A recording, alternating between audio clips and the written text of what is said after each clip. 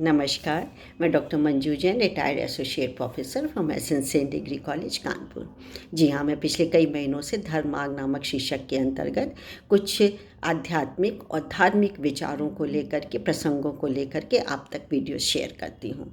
सिर्फ मकसद ये होता है कि हम सब यदि धर्म मार्ग का अनुसरण करें, उसमें से 10-12 गुण भी हम आत्मसात कर लें, हैं तो ढेरों ढेरों कर लें, तो जीवन हमारा बहुत सरल, बहुत अच्छा हो जाएगा।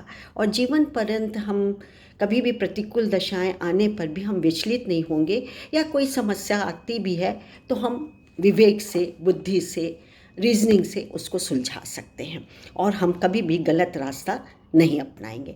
तो इसी कड़ी में मैंने एक और टॉपिक निकाला है, एक और विचार निकाला है, जिसका शीर्षक है साधना और जीवन, और इसको लिखा है डॉक्टर जीवन शुक्ल ने। जीवन शुक्ल जी, आपका बहुत बहुत धन्यवाद कि आपकी बात मैं लोगों तक पहुंचाती हूँ। तो चलिए देखते हैं। साधना मतलब जैसे उपासना करना, लगन से करना, अच्छे कर्मों को करना है।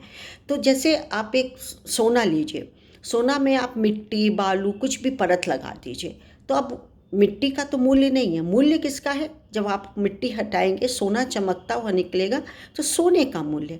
ऐसे हमारे अंदर के विचार हैं। हम ऊपर से कितना भी तड़क भड़क मेकअप कर लें, कुछ भी कर लें, लेकिन अंदर हमारे विकार है, कलुषित है, हम ईर्ष्या है, डाह है हमारे में, तो जलन है। तो ये हमारे अच्छे विचार या साधना या हमारा जीवन ये सुचारू रूप से नहीं माना जाएगा। जब हम अंदर के विकारों को हटा करके हम सही रास्ते को अपनाएंगे, तब वो हमारी साधना या जीवन में सफलता होगी। और ये कहाँ से मिलेगी? कहीं और से नहीं, सिर्फ धर्म मार्ग को अपनाने से मिलती है। तो चलिए देखते हैं क्या है इसमें। चलिए, भोजन से, संस्कार से, शारीरिक पुष्टता से माँ शिशु को संवारती है। जैसे बीज को खाद, पानी आदि से संवारा जाता है। भ्रूण, शिशु व बीज व माध्यम या उपकरण है, जिसके माध्यम से माँ आत्मिक सुख की प्राप्ति का प्रयास करती है। संवारने का उपक्रम ही भक्ति है, यह सगुण उपासना का स्वरूप है। इसके करने से उसे सुख की अनुभूति होती है।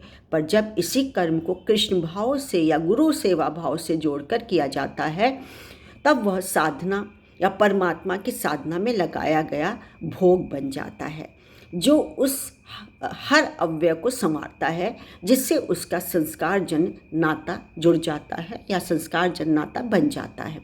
इसलिए कर्म को संवारना ही साधना है। यह साधना ही जीवन का श्रृंगार है। मूल भूल वहाँ होती है जहाँ तन को वासनाओं से संवारने में ही सांसों का सफ़र समाप्त हो जाता है। अंदर बाहर जब एक ही रूप होता है, तब भक्ति समरती है। लोहे पर सोने का पत्थर भले ही चढ़ाकर लौह की कालिमा को हम ढक लें, पर जब भी हम उसका मूल्य प्राप्त करना चाहेंगे, तो जो सोना होगा मूल्य उसी का मिलेगा। जीवन को संस्कारों में के सोने से संवारने की आवश्यकता है। जब तक आदि, मध्य और अंत तीनों परमात्मा भाव से युक्त नहीं होंगे, तब तक मोक्ष संभव नहीं है। यहाँ यह कहना भी आवश्यक है कि शास्त्रों का अच्छा मर्मज्ञ भी आवागमन से मुक्त नहीं हो पाता। अध्ययन और मनन से अंत को संवारने की विधा तो समझी जा सकती है, पर अंत संवारने के लिए तो परमात्मा अर्थात आराध की शरण में जाना ही पड़ता है। शास्त्रज्ञ, दार्शनिक तथा प्रवचनकर्ता श्रेष्ठ लोगों के अधिकारी होते हैं, पर उनका आवागमन समाप्त नहीं होता। ऐसे लोग उस यात्री की भांति होते हैं जो नाव पर बैठकर नदी पार करते रहते हैं।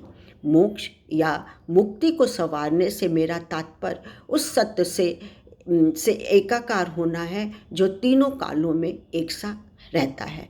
ऐसा वही कर सकता है जो गहरे पानी बैठता है, या जो मीरा की तरह पूरी शक्ति से घोषणा कर देता है कि मेरो दूसरो ना कोई, मेरा कोई दूसरा और नहीं है सिर्फ प्रभु के अलावा। मृत्यु को संवारने के लिए जीवन संवारना होगा। वेदों, उपनिषदों और शास्त्रों को जीवन के लिए आवश्यक मानकर मन के दर्पण के समक्ष खड़े होकर अपने को ऐसे संवारें कि मृत्यु भी अपना अवगुंठन लटक कर जीवन की अनंतता का आलिंगन कर अपने को धन्य कर ले। बहुत अच्छे विचार हैं, अच्छा लगा, सोचा आप तक भी पहुंचा दूं। ज़रूर लाभान्वित होंगे। तब तक के लिए मुझे आज्ञा दीजिए। नमस्कार, फिर मिलते हैं। Thank you.